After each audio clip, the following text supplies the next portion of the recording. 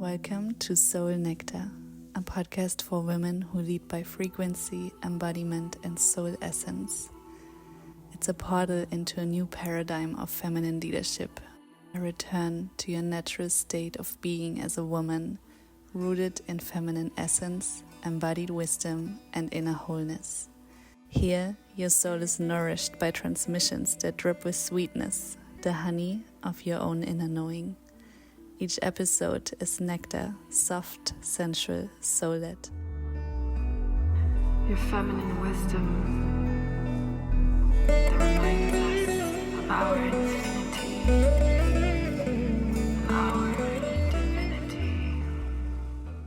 Welcome back to the Soul Nectar podcast. I am so grateful you're here with me today, and I want to share a topic that has been very alive for me personally, especially this year. And I don't see this talked about anywhere. So I've really felt called to dive really deep into the topic of nervous system calibration versus nervous system regulation.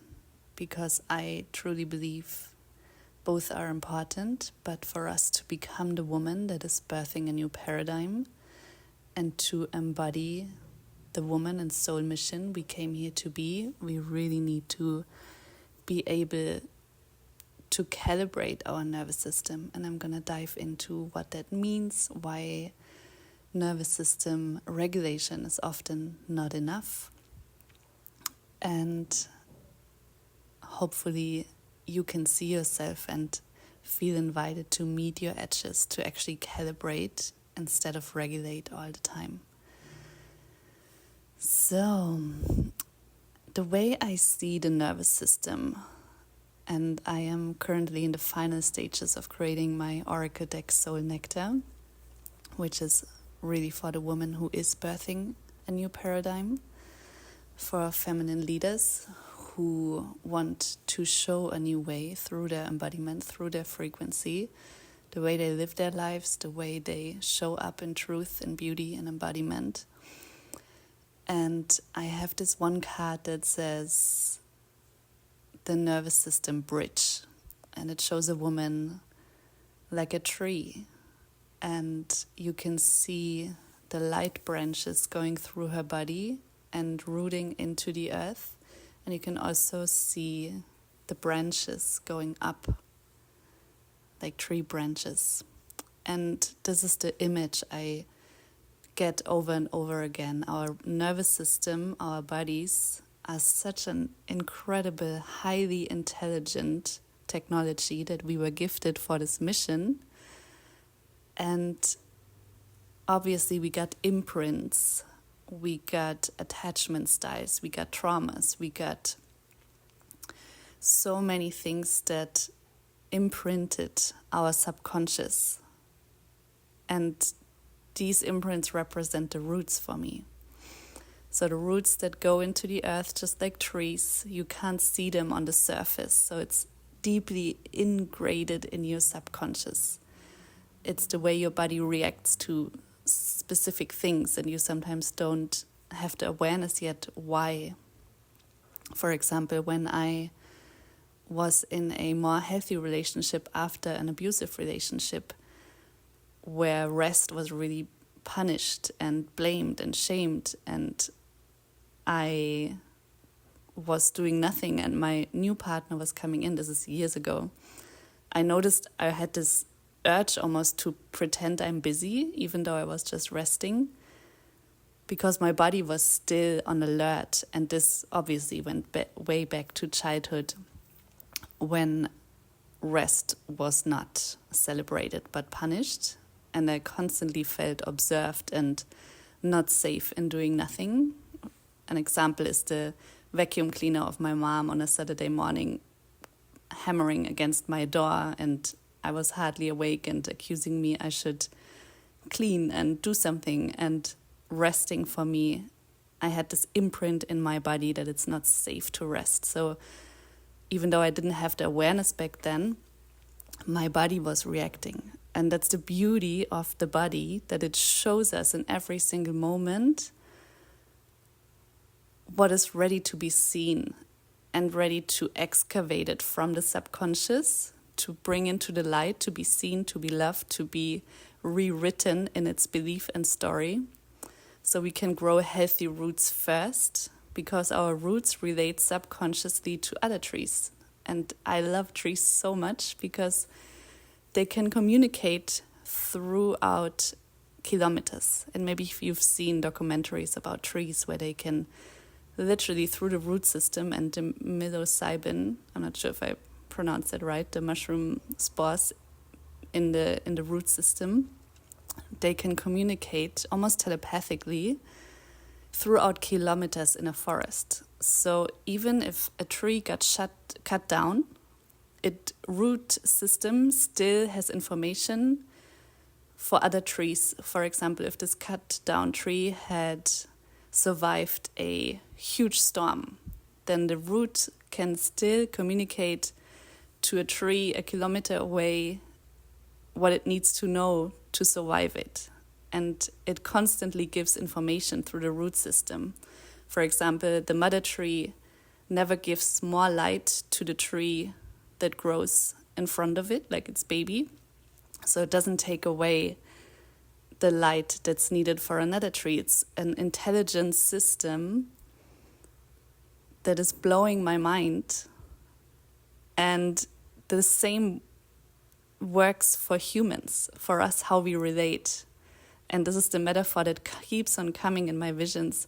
The nervous system is like a tree, so we all have these root systems. And most of us are not aware of what kind of things are lingering in these roots. And the nervous system likes familiarity. So sometimes we feel attracted or drawn to people that represent familiarity. And familiarity, if we haven't digged into the roots and made the deep root work, which includes a lot of shadow work, being able to see in the dark, a lot of family system rearrangements, a lot of nervous system calibration, then we can subconsciously feel drawn to people that feel familiar, right? So the trees, our tree system, our nervous system senses another nervous system subconsciously and thinks, oh, this is familiar. But the problem is if we grew up in unhealthy dynamics, in family system where we were never able to be the daughter, in family systems where we were constantly shamed, blamed, scapegoated, in family systems where we took on the responsibility of things that were never ours to carry, if we were constantly on alert when it was survival, on when our lives depended on reading the room and noticing when the energy shifts, when emotions change, because it meant danger. It meant we have to adjust to shift the energy in the room. It made us hyper vigilant. And this might not be true for you. This is just a personal experience of how I grew up. So I constantly felt drawn to people that felt familiar to that. And obviously that's not always the reality I would have consciously chosen. It attracted a lot of people that had the same dynamics, where I was constantly holding and was never feeling held because my nervous system was used to that dynamic. Even in my job, I constantly held people, but I never had a tree to lean on in a human form where I felt truly held because my nervous system didn't know how that feels like. So of course I was constantly drained, constantly. It took so much of me to hold in that way, and nothing on the outside needed to change. I feel my soul 2 years ago when I did really deep root work and dove into all the hidden darkest secrets of my family system and my own pain, and I really learned to see in the dark, to not be afraid of it, but to look at it and to create a different reality through calibration in my nervous system by consciously allowing discomfort, by consciously looking at the things that no one ever had the courage to look at. And every family line has this huge carpet that's piling up with things from, heaviness, darkness that nobody talks about and just pretends it's not there, and it piles up. And in that time period, I had a cyst growing on my neck that felt like the physical outlet of everything I had discovered, because it was too much back then for my nervous system to hold and for my body to be with that. So it had a physical outline of all the unspoken truth. It became the size of a baby head on the right side of my neck, and it was so symbolic. No doctor knew what it was, but it was really the physical outlet of all the unspoken truths, the ones I never spoke, the ones my family line pretended wasn't there. It needed an outlet. And this is so fascinating for me, because the deeper I go into this, the more roots I clean and the more I disentangle. And it's a long journey. It takes time, it takes patience, it takes awareness, it takes capacity to stay in the discomfort, to look at things, to stay in your truth, even if other people obviously don't know how to relate to you anymore in this new state. It's such a complex journey that I also support women in, and this is nothing that happens overnight. It's not a quick fix. It took me years to even become aware of it, and then really go there and excavate it and look at it and feel it and alchemize it, so my nervous system can become a different root system, a healthy one that can relate to different people that might have felt completely boring and unfamiliar and threatening, and I would have been suspicious before, because I never felt a healthy nervous system before, because mine was so distorted from the way I grew up in. So if you imagine your roots, and they're so related to so many things, not only your family system, also how you grew up in, the society you grew up in, your school, your other caregivers, your friends, everything has shaped your roots. And the nervous system, in order to survive, really adapts, and it grows roots. I don't know if I love watching nature, and I've walked so many hikes in silence and barefoot, and I always learn so much from the transmission nature gives me. And a picture that just came up in my mind was this beautiful rock that looked like a gigantic heart in Bali, in one of the water temples I went to with a friend, and there was a cave underneath the rock where you could meditate, and it was such a powerful portal in there. But I remember this the root system of the tree above growing over the rock and into that cave, and it felt like the arteries around the heart, and how nature always finds a way to adapt. You can see roots that break open streets and concrete, that nature always takes over when the aliveness comes back. And that's the same with us when we allow to excavate the pain in the root system through feeling the pain, through not suppressing it, through not projecting it onto other people, through not blaming, through really, and also not collapsing into victimhood and blame, but to be with the pain, to stay present with the discomfort. What happens in the root system is that the stagnation in the body, in the nervous system, the places where we held on to that pain and shoved it into the darkness, suddenly gets light and aliveness back. So the root can break free of the stagnation and really become alive again. And that's the beauty when we dive into the roots of our suffering and of our subconscious. It's not always comfortable. It can be brutal. It can take all of us.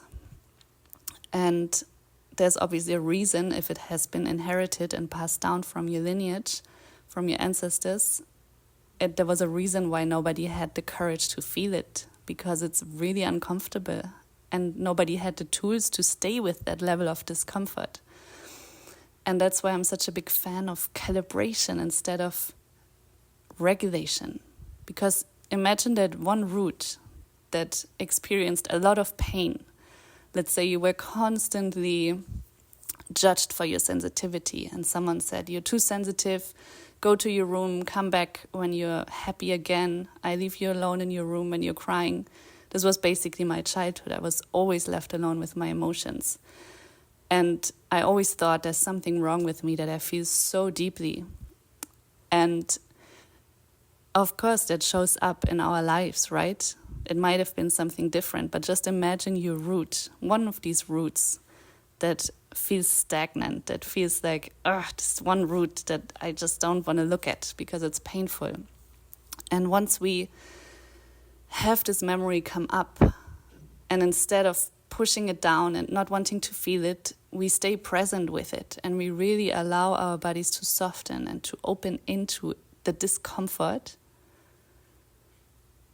That's when our nervous system can calibrate to a new frequency, to a new level of embodiment, because we don't run from our pain. We don't shut the door to our inner child. We open the door with kindness, with compassion, and not in an intellectualized way where we say, okay, here, I want to feel better. Come here, I give you a hug. Let's go on. But to meet her with patience, to come with gentleness and openness, and not forcing her or rushing her, but to really allow the emotions to come and to rewire the story by reparenting yourself in that moment. That's basically inner childhood. It's somatic work.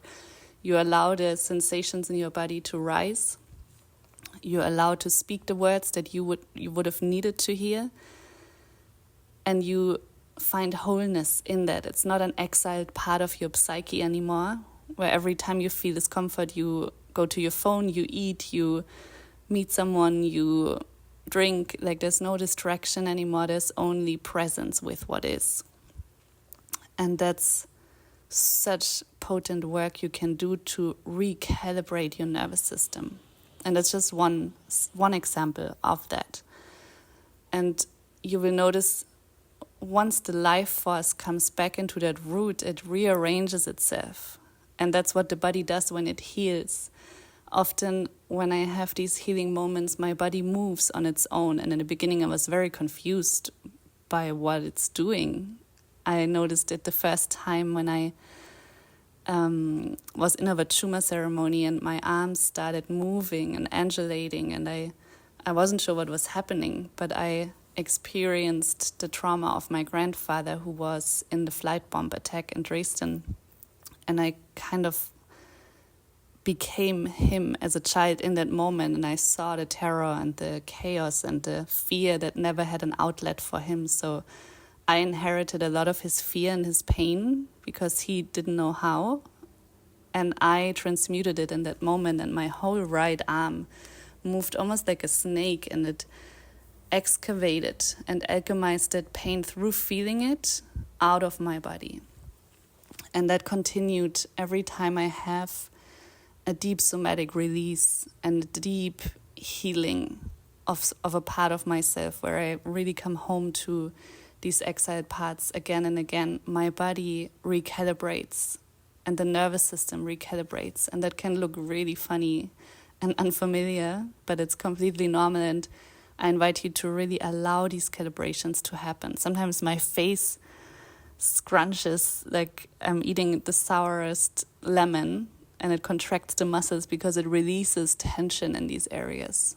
Or my spine undulates. And that's the beauty when we return light to the root. It not only rewires itself, it becomes alive again. And that's when you notice your aliveness comes back, your creativity comes back, your sensuality comes back. It's all so deeply connected. And then you notice also when you learn what safety in the body means by not always regulating. So the difference is that when you regulate, you come back to baseline. It's the coming out of fight, flight, or freeze or fawn response of the nervous system, which is very important in specific situations because it can regulate our bodies to come back to a harmonious state through breathing, through tapping. But what I've noticed, it can be a distraction from the actual healing. It stays on the stem. So if the roots are your subconscious, your stem of the tree, your body, is the personality, the things that are in your conscious. And if you only regulate, you stay in the stem, which helps you to go through your day, but it also leaves you to stay in the state you're in. You're staying in the identity and the woman you are in. And if you want to calibrate to the woman you're becoming, if you want to invite more light into your body, more love, more visibility, more radiance, more aliveness, more sensuality, you need the root work and also the branches, because this is how trees, we as humans, connect with each other. And I'm not saying you're a tree. I just love this metaphor because you can envision how subconsciously we relate to familiarity. And if familiar was toxic, then you will constantly attract these kinds of people because your nervous system always wants to try to have a different ending this time. That's why if you had an emotional abusive grandparent or parent figure, you might be attracted to these people until you heal the root of it. And it's very uncomfortable. It's the deepest work you can do in your psyche because you have no other way but to pop every layer of illusion that has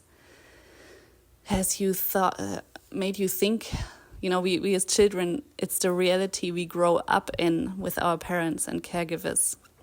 It's not that we have a distinction between healthy and toxic. It's just our reality. We don't know another way. So of course it feels familiar and normal. And the deeper you dive into your roots, you have to pop the bubbles of illusion of idolizing anyone or having loyalty to people who treat you really bad. And relationships are such a portal for calibration to a new version of you who doesn't even attract these people because your root system became different, and different roots emit different frequencies and different energy that doesn't even feel attracted to these people anymore. When I healed from my narcissistic ex-boyfriend, which is 10 years ago, a long time, and it took me many years, but I noticed the more I healed the wound, the less, it's almost like I can sense the texture of their frequency. I can smell a narcissist. And I don't like these stamps because it's also just really wounded children that create this hollow layer of admiration and of false identity. And I have a lot of compassion for them as well. But it really helped me to not attract those people anymore and to notice they can't even look me in the eyes. It's like, I don't do this consciously, but I've noticed, it's like a phenomenon. They can't look me in the eyes because they know I see through the layer of illusion, and that's the biggest threat for them. And I've been in many layers with narcissism and emotional abuse, and obviously it has run deeply in my family, and it took me on this whole path of lineage healing and clearing my womb and really digging the roots out of the mud and roots that felt like they're dead and bringing them back to life. And it's uncomfortable work. That's why so many people avoid it. Our body is also trained to avoid pain. That's the problem. So Of course, that's why addictions exist, because it's easier than facing the pain. And regulation brings us back to baseline. We can breathe. If we're in an irritated state, we can breathe and we can bring ourselves back to baseline. But if we want to calibrate to a new version of ourselves, if we want to jump timelines and identities to really embody more of our soul, of our truth, of who we are and came here to be, then we need calibration. And that's something I want to really invite you, because nervous system calibration is needed to birth this new paradigm. So regulation is basically safety, and calibration is about capacity, increasing your capacity to embody more of who you are, not just to cope. And just like the roots are your subconscious patterns, your attachments, your survival, Your trunk is the conscious behavior. Your branches are the things that really flourish by the root work. So the fruits you have to give to the world. The flowers that bloom from your branches, they can only bloom in its full capacity if your roots are healthy. So if a tree in a forest or in a garden is having, sometimes we had this pear tree in our home garden, and there were some years where the pears were not good. They were either not blossoming at all. We had years where there were no pears at all, and then we had years where they were rotten, or the pears would just be tiny, and you wouldn't go to the tree and tell it should just get over it and produce better pears. You really look into the roots, and we noticed, there's a new tree next to it that obviously does some harm to it, and we removed that tree, and the next year the pears came back. Or we changed the soil. So sometimes you can't heal your nervous system in the environment that made you sick. And I feel that's why I was drawn to move to Morea 4 years ago. Why I had this longing in my soul, and every time I saw these visions of turquoise water and white sand beaches, I had tears in my eyes, because I knew there's a version of me that's so true and in alignment with my soul, and the version I was living in at that time as a school teacher in Germany. This was 6 years ago, but I just remember this moment where I was standing in my school in Munich, looking at the river, and there were these snow crystals forming, and I was so mesmerized by nature, and everyone just thought I'm crazy looking out of the window like a psychopath. And I just knew I'm not in the right environment. Like, nobody gets me. I always felt like an outcast. I knew I'm not flourishing here. My roots are actually really draining here. My flowers can't even bloom here. And on that day, on the way to school, I had these moments where I convinced myself that I had the best life, that I should be so grateful. And I was gaslighting myself that this is perfect. And I remember driving to school on my bicycle that morning, and nature was so beautiful. And I was like, wow, I'm so blessed. I have so many holidays to travel. I have a safe job, safe income for the rest of my life. Other people would die to be in this position. And then I had these visions of turquoise water, white sand beaches, and I head onto the traffic light, and I just started sobbing my eyes out. And it was something beyond my mind, because our nervous system can not only connect to the past and to the roots and the ugly stuff, it can also connect on a multidimensional layer. And that's the beauty. The more you heal your roots, the more you bring to the light what was subconscious, the more your capacity for your multidimensional self expands. And that's when you get access to the quantum field, when you get access to future versions of you, to past timelines, to parallel versions, to different timelines. And I just know now, I didn't understand it back then, that I had a glimpse of who I could be, rather than who I chose to stay in because I was afraid. I was so afraid to quit this job. I was terrified, so I was holding on to it until my body just collapsed and I burned out, and I had no other choice but to leave. And it was the greatest blessing, but in that moment it didn't feel that way. There was no way I could have regulated myself back into that state. I tried really hard, and even the government doctors said, just take pills and go back to school. And I knew in my bones, first of all, I saw the dark side of the system, and I saw how they just want us to be robots, when I was literally in the worst state of my life, and I couldn't even, it would have been dangerous for children if I would have gone back to school, because I was so noise sensitive. I couldn't even be on the street or in a restaurant or anywhere. I felt like I'm in a cage in my life at that time. And I just knew, even though my biggest fear was ending homeless and not being able to survive financially, at some point I noticed I would rather be happy and homeless and sleeping somewhere in nature than living like this and in this system. So the freer my roots became and the freer my soul became, the more I allowed my soul to come into my body, the less I was able to sustain in a system that was obviously not in my best intent and not nourishing the soil. So sometimes we have to really look at what are the circumstances we live in. Is it the right country? And I always feel, if you know my journey, I've moved to Morea for 2 years, and then the island spit me out. I thought it's the home forever.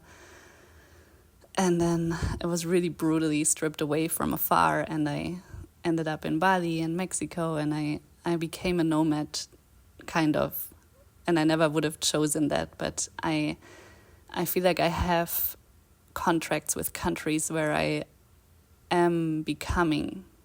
It's like a contract I made with specific places where I agreed on releasing certain things from my system, purging densities, so I would remember and embody who I truly was for this mission I'm on at the moment, or in this lifetime, my true soul mission.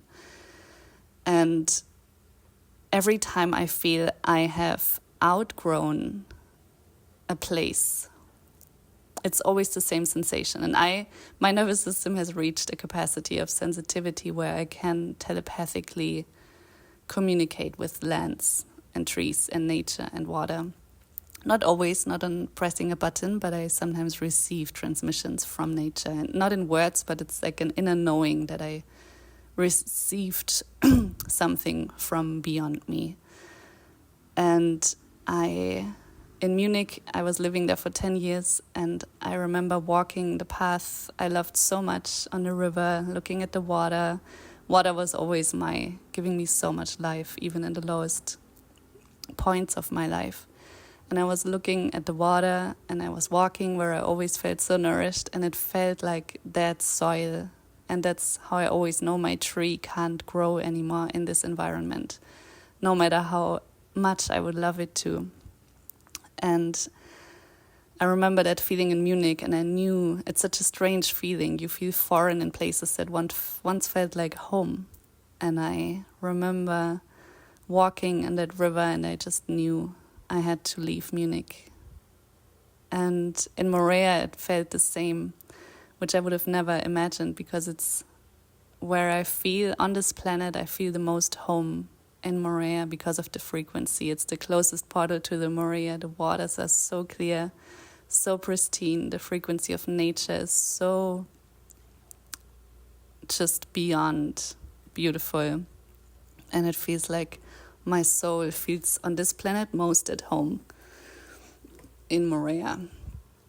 And I thought I'm going to stay there forever. And when I came back from Mexico, from a really intense, life-changing journey, I heard the land and the water say to me, your time here is over. You're meant to share the magic this island gave you with the world. And I didn't want to listen. I was like, what do you mean? No, I'm going to stay. And I decided to go traveling for 8 months before leaving it.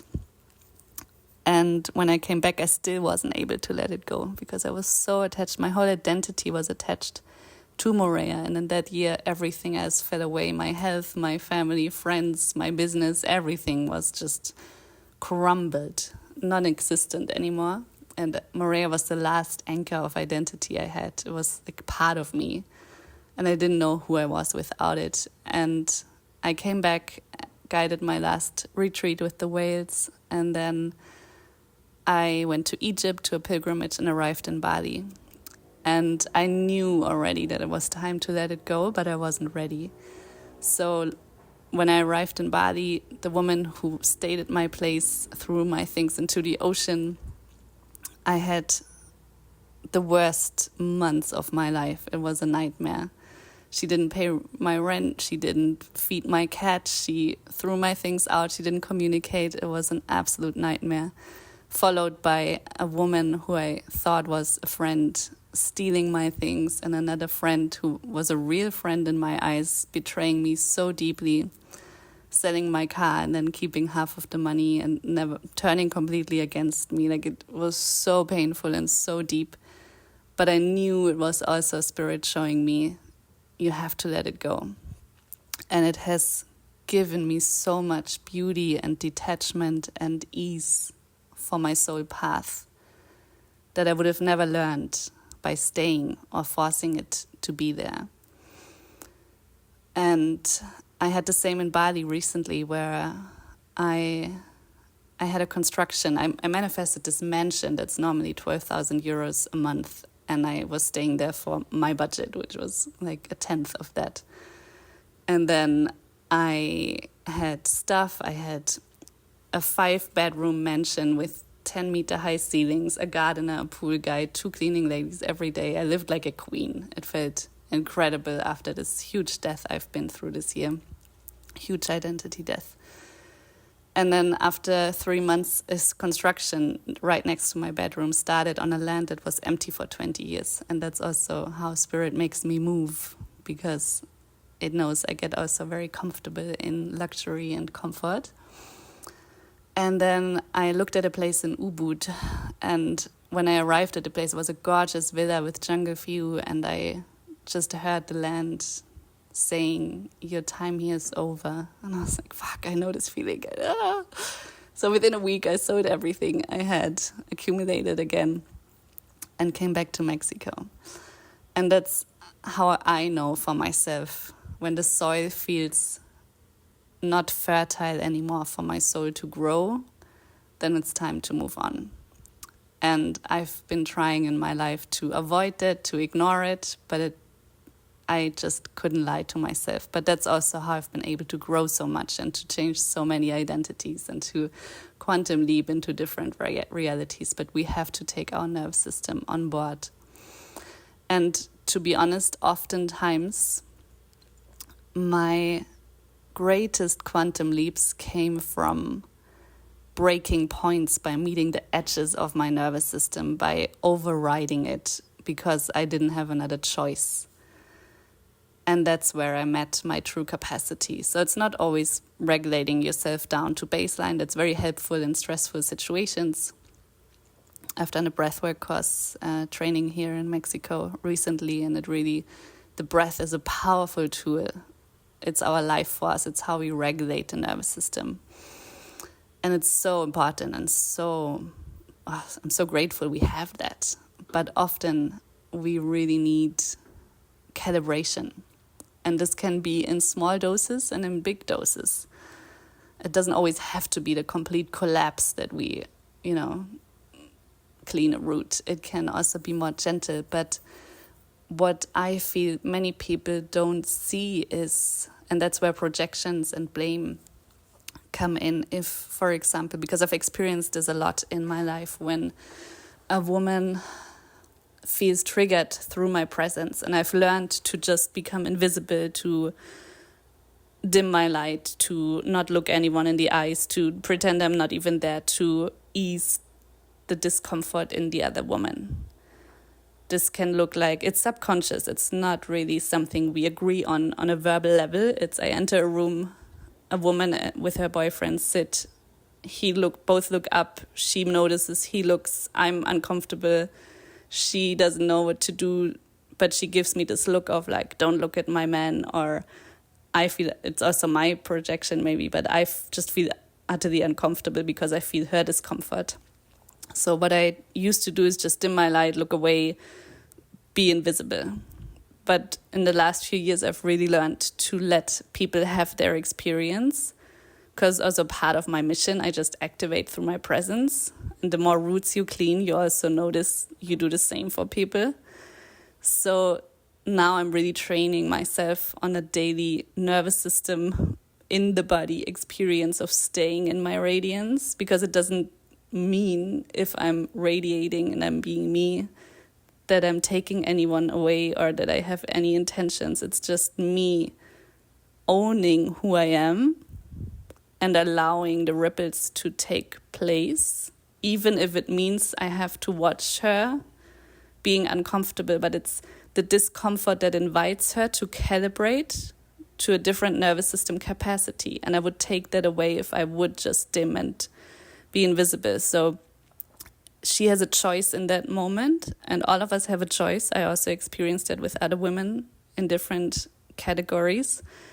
If you see a woman who embodies something that makes you feel insecure or jealous, instead of pointing the finger and wanting her to disappear, it's a beautiful invitation to really look at how can I calibrate to that? What does she embody that I don't allow myself? What's in my root system? What's a stagnant root in my root system that could need a little bit more aliveness?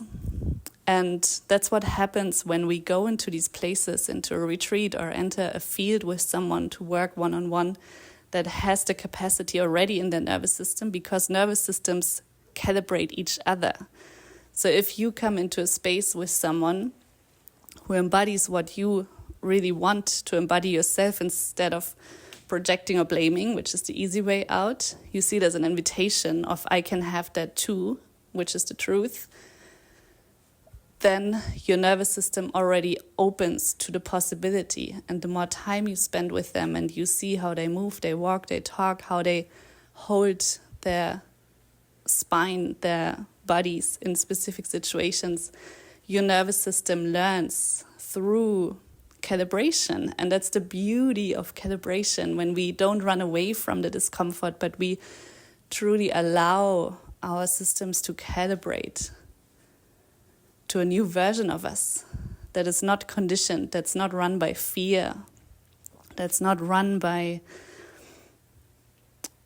all the things that keep us small, but to calibrate to a version that is here to birth a new paradigm. And we only birth the new paradigm, not through words, not through preaching or teaching. It's through embodiment. It's through a frequency you're holding.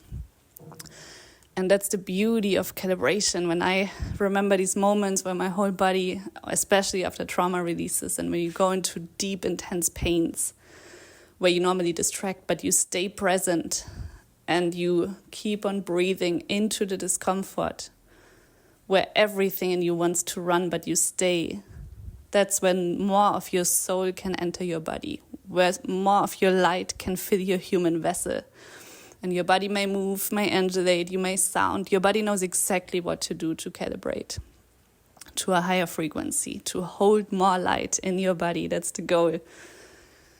Because that's how you embody your soul. It's not something theoretically or we can learn with the mind. It happens in the body and through the nervous system. And that's why I'm such a huge fan, because we can change our reality through the nervous system. We can change who we attract, not by logically looking and asking questions, but simply by being in our truth and not our fear-based, pain-based, conditioned human body. By recalibrating to a truer version of ourselves. And that's how we birth a new paradigm, by embodying a new way, by showing your past doesn't define you. Look at me, I had toxic relationships, not only in partnerships, but also friendships. And I've changed so much of who I attracted, but that also required a lot of calibration and a lot of allowing of falling away, a lot of being with myself, being with the loneliness, being with the pain of not belonging, because that was the reason I watered myself down, because I just wanted to belong so bad. I wanted to be with people who get me, who see me, who feel me.